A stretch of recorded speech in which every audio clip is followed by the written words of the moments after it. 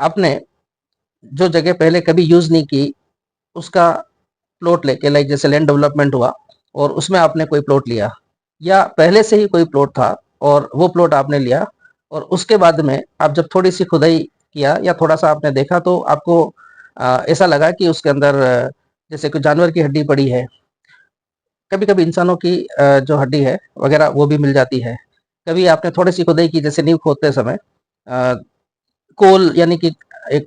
कोयला या पत्थर, या फिर पत्थर की जैसे एक ऐसी मदद, जैसे वहां पे पहले से कोई बिल्डिंग थी और वो टूट फूट खंडर था, और खंडर जो है उसके अवशेष अभी फिर आपको मिल रहे हैं।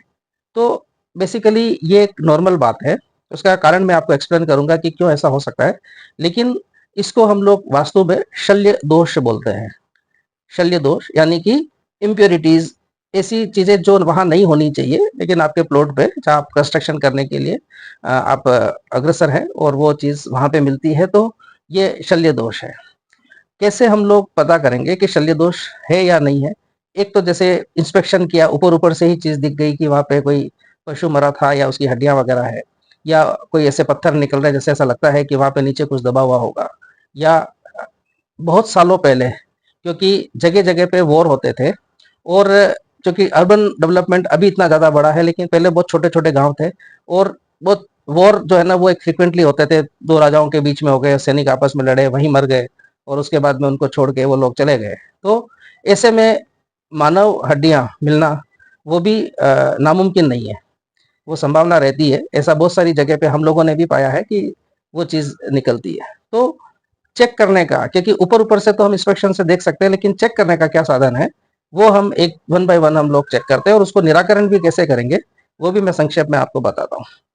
सबसे पहले इंस्पेक्शन, यानी कि जैसे ऊपर से देख लिया तो चेक कर लिया कि है या नहीं है। दूसरा एक ओरा स्कैनर होता है। ओरा स्कैनर से हम उस जगह की जो एनर्जी है, वो एनर्जी का पैरामीटर क्या है, क्या वो एनर्जी क्षीण है या वो एनर्जी बेहतर है, नंबर वन। नंबर टू, उसमें अगर कोई इस तरह की चीज है तो ओरा स्कैनर के थ्रू भी हम लोग ये पता लगा सकते हैं कि क्या जमीन के नीचे, जो आंखों से तो नहीं दिख रहा है, लेकिन क्या जमीन के नीचे कुछ दबा हुआ है। उसके बाद में जब नींव जब खोदेंगे तो वो चीज और कंफर्म भी होती जाएगी कि हाँ ये ठीक है। अब इसको हटाएं कैसे, क्योंकि आपने प्लॉट तो ले लिया, कंस्ट्रक्शन भी करना है, और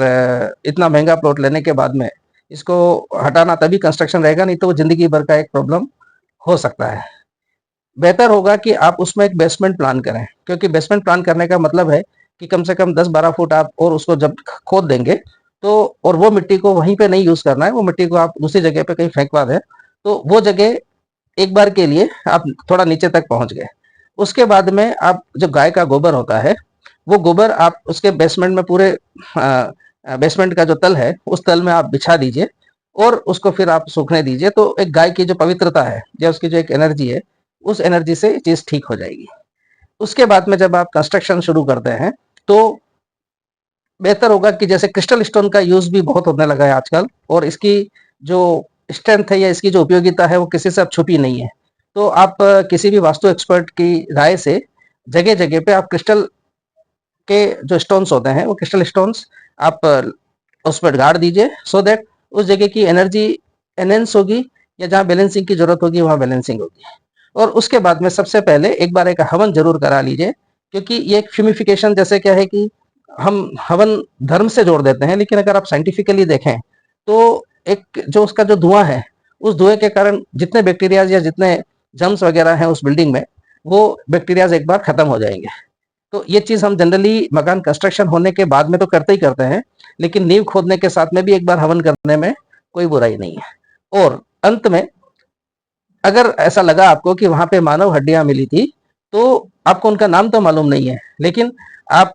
किसी अच्छे पंडित से के साथ को लेकर आप वहां पे उनको पिंडदान भी अगर कराएंगे, तो वो पिंडदान उनको लगेगा, और उनकी जो नेगेटिविटी या उनकी जो अ,